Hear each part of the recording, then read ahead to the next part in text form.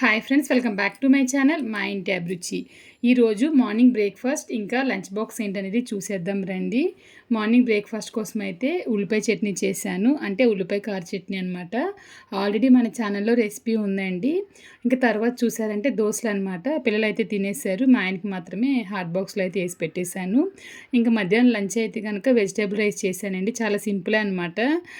Saturday వచ్చిందంటేనే పిల్లలు టైంకి తినరు, అందుకని ఇటువంటి వెజ్ రైస్ లాంటివి చేసి పెట్టేసామంటే కొంచెం ఇష్టంగా తింటారు. ఇంకా దాంట్లోకి సైడ్ డిష్ అయితే టమాటో కుర్మా చేశానండి.